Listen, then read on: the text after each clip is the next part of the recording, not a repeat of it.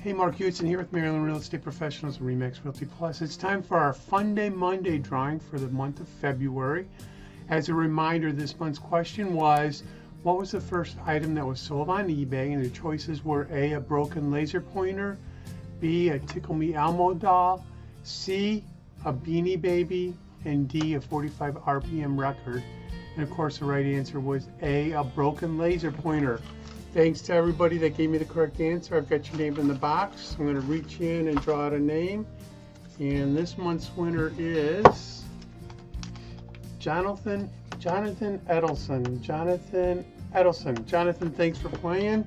Let me know if you want the $25 Amazon gift card or the $50 restaurant.com card.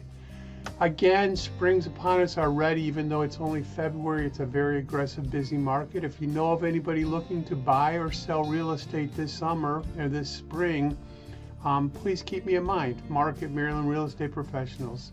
Akuma Matata. It means no worries for all your real estate days. Have a great rest of the month. Watch for our Funday Monday contest coming out the first Monday in March. You'll get an email, check our website, and watch in our newsletter. Until next month's drawing, take care. I look forward to hearing from you soon.